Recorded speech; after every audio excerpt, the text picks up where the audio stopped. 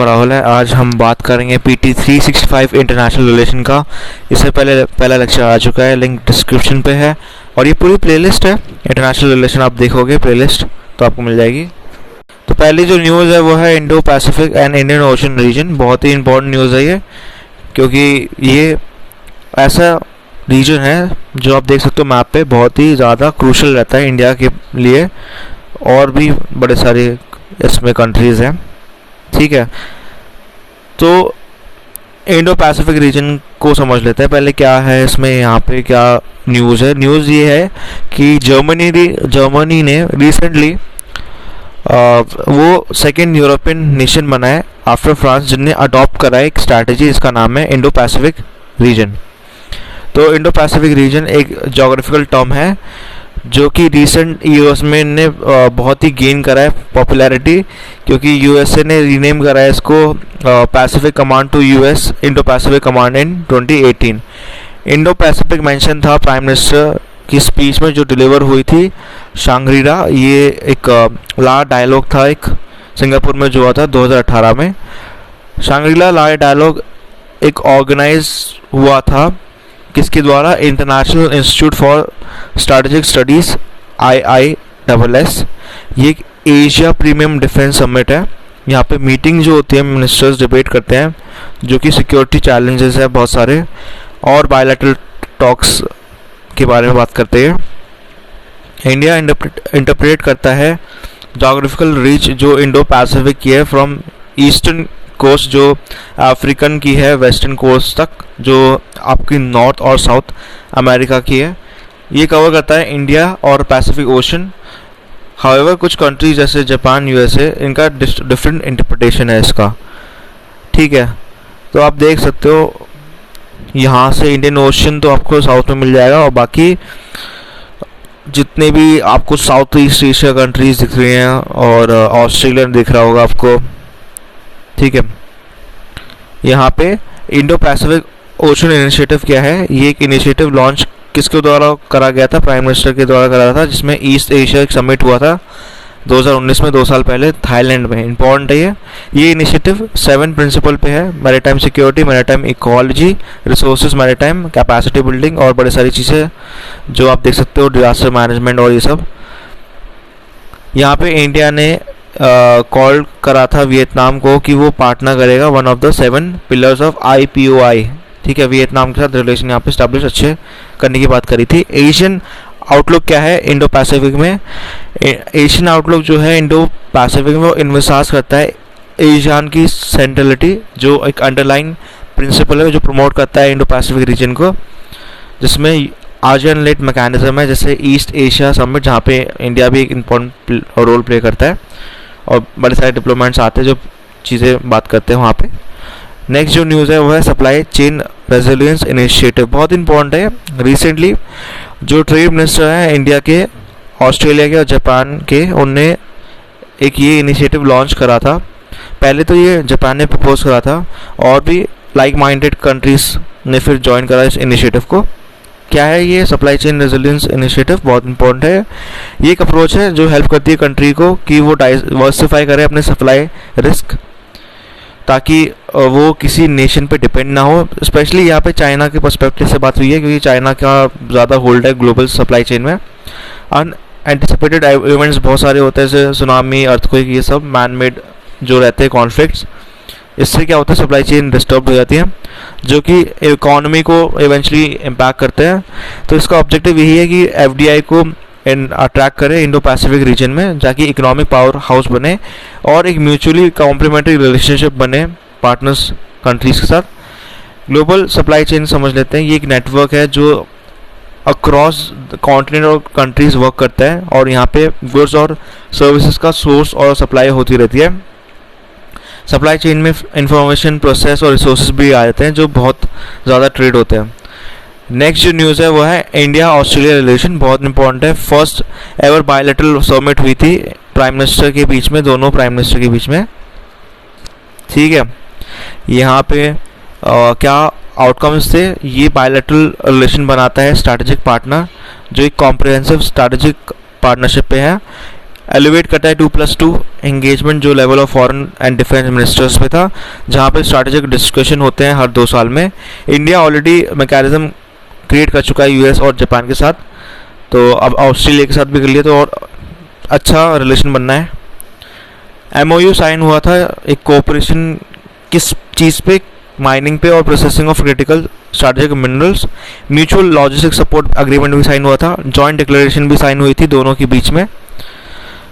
यहाँ पे आप देख सकते हो एडिशनल इन्फॉर्मेशन में, forum for Indo Pacific island cooperation FIPIC ये लॉन्च हुआ था 2014 में।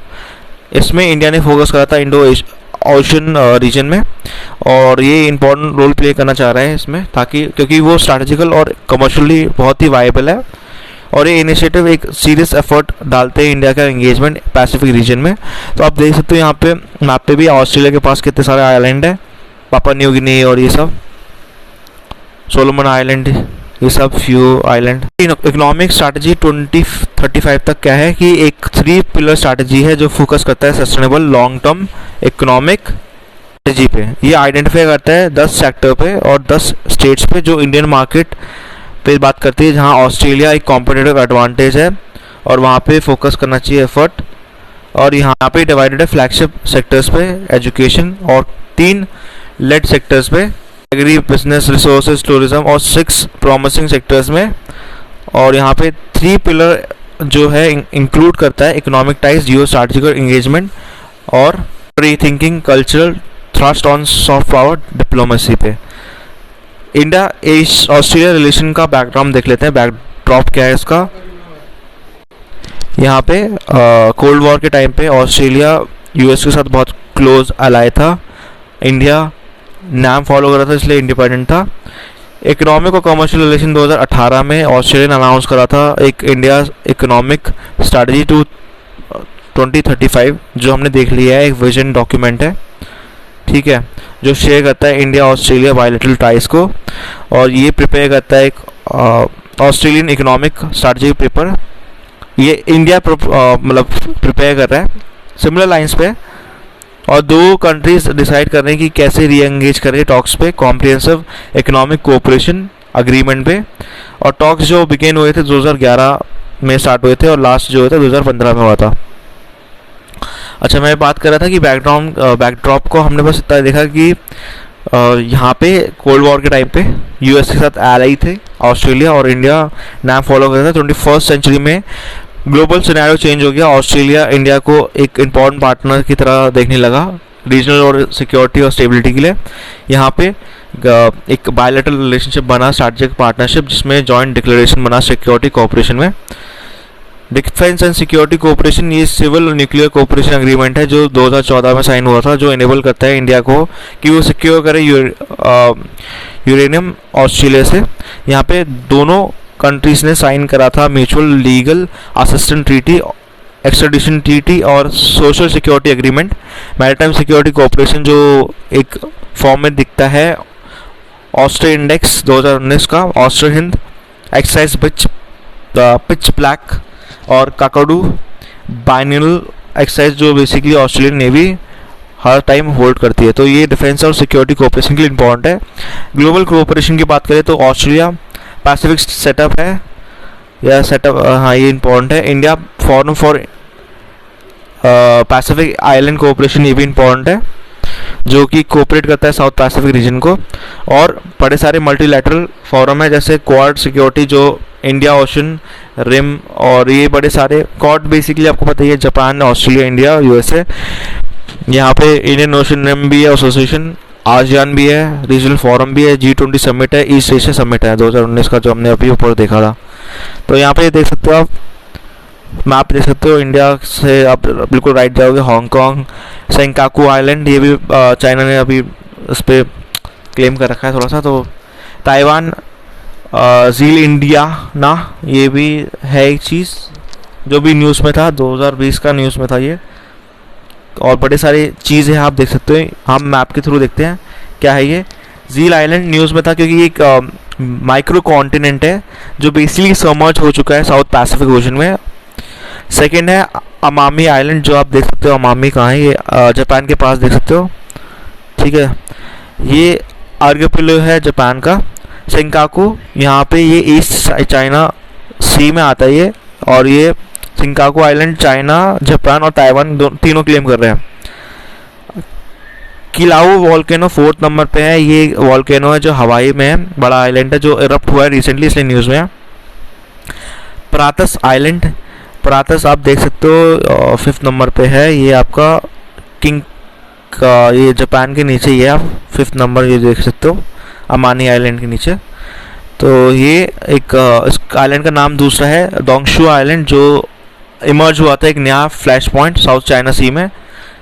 ताइवान का आप देख सकते हो नंबर 6 पे है, ये मार्क है इधर। ताइवान एक साउथ ईस्टर्न चाइना के पास ही रहता है।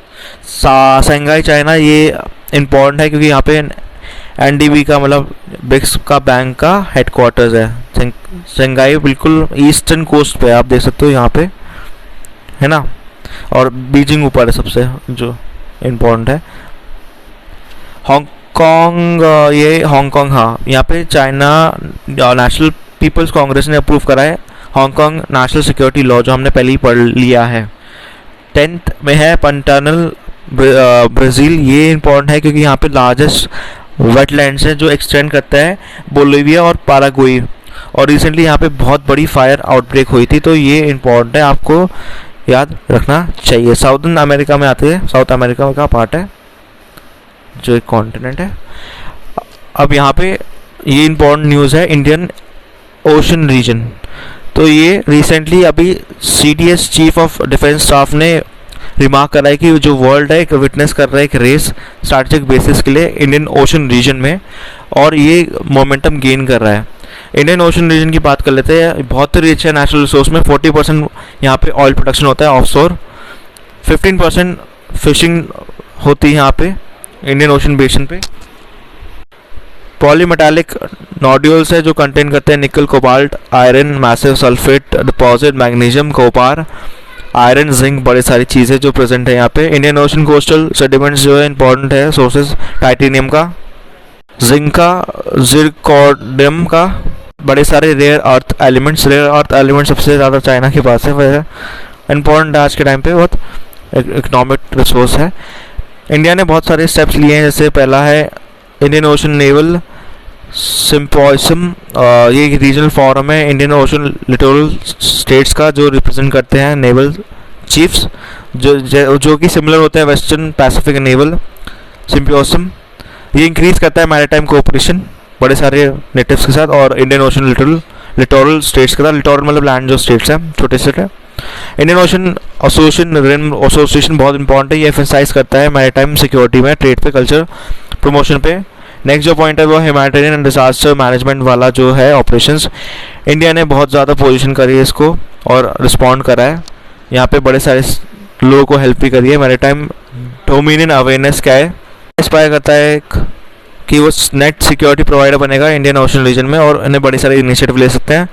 जैसे पहला है इंफॉर्मेशन मैनेजमेंट और एनालिसिस सेंटर, ये बेसिकली इंडियन नेवी और कोस्ट गार्ड का जॉइंटली मैनेज करा जाता है। नोडल सेंटर जो है इसका national command control communication and intelligence की बात करता है, जो नेटवर्क है, प्रोवाइड करता है इंफॉर्मेशन सर्विलेंस इंडिया के इंटायर कोस्ट लाइन को और रियल टाइम चीज़ें देखता है। इंफॉर्मेशन फ्यूजन सेंटर जो इंडियन ओशन रीजन का है वो एम करता है MDA जो फ्यूज़ करता है लास्ट डेटा को। वाइड शिपिंग एग्रीमेंट अलाउ करता है इंडियन नेवी को कि एक्सचेंज करे डेटा कमर्शियल ट्रैफिक पे, और हेल्प करता है बेटर पिक्चर जो कि होता है मूवमेंट और वेसल्स पे। पार्टिसिपेशन मिलिट्री एक्सरसाइज में मिलान, मालाबार बड़े सारे आते हैं। यहाँ पे लॉजिस्टिक ट्रेडिंग एग्रीमेंट है USA और ऑस्ट्रेलिया के बीच में, और फ्रांस, सिंगापुर, साउथ कोरिया के बीच में। सिमिलर लॉजिस्टिक ट्रेडिंग एग्रीमेंट जो है जापान के साथ भी है। इसमें लॉजिस्टिक एक्सचेंज पोर्ट पर आता है सबांग, चेंगाई, अंगेला, चाहबार। इंडियन ओशन एसोसिएशन एक इंटर गवर्नमेंटल ऑर्गेनाइजेशन है जो सदन करता है रीजनल कोऑपरेशन, सस्टेनेबल डेवलपमेंट, और ये इंडियन ओशन के रीजन के अंडर आता है, जो 22 मेंबर स्टेट्स के बीच में आता है और 9 डिप्लोमेटिक पार्टनर्स के बीच में आता है। मेजर इनिशिएटिव जो फोकस करता है फिशरीज मैनेजमेंट पे करता है, ब्लू इकोनॉमी करता है, वुमेन इकोनॉमिक एम्पावरमेंट में करता है, बड़ी सारी चीज़ें करता है और बड़ी सारी चीज़ों पे करता है। इसके मेंबर्स जो है Australia, Bangladesh, Comoros, India, Indonesia, Iran, Kenya, Madagascar, Malaysia, बड़े सारे आइलैंड है, आप देख सकते हो। सिंगापुर है, सोमालिया है, साउथ अफ्रीका है, श्रीलंका है। यहाँ पे इंडियन ओशन कमीशन एक इम्पोर्टेंट इंटर गवर्नमेंटल ऑर्गेनाइजेशन 1984 में क्रिएट हुई थी। इसमें 5 अफ्रीकन इंडियन ओशन नेशंस आते हैं, मैडागास्कर, मॉरिशस, सेशेल्स। तो ये बहुत इंपॉर्टेंट आइलैंड है, आप देख सकते हो मैप पे भी। मोज़ाम्बिक चैनल, मैडागास्कर, मॉरिशस, और यहाँ पे 9 डिग्री चैनल है, हम्बनटोटा है। तो इंडियन ओशन रीजन इसलिए इम्पोर्टेंट रहता है। Third world largest economic diversion है, रैपिडली इकॉनमी बढ़ रही है, 1/3 वर्ल्ड पॉपुलेशन लाई करती है इधर, इसलिए बहुत इम्पोर्टेंट है। और यहाँ पे इंडिया का आप नेवल बेस दे सकते हो। तो ये इंडिया का तो है ही, विशाखापट्टनम, कोची, करवार और मुंबई में, और सिनलीज में, माडागास्कर पे, मॉरिशस पे। बाकी चाइना का प्रेजेंस ज़्यादा है, दिबोची ऐसे कुछ है इसका नाम, जो गल्फ ऑफ एडन के पास है। और हम्बनटोटा है पूरा, तो ये भी दिक्कत है, और ग्वादर भी है। यूएसए की बात करो तो कुवैत, बहरीन, कतर, दिएगा गारगाई, ये भी है यूएसए का। इसलिए इम्पोर्टेंट है कि ताकि चाइना को हम हरा सकें। और जो ये इम्पोर्टेंट रहता है हमारे लिए, स्टेट्स जो है, जैसे स्टेट ऑफ मलक्का है, सुंदर स्टेट है, और बोक स्टेट है, ये भी इम्पोर्टेंट है। और इसी के साथ ये न्यूज़ ख़त्म होती है। चैनल को लाइक शेयर सब्सक्राइब करें, तब तक देखते रहिए।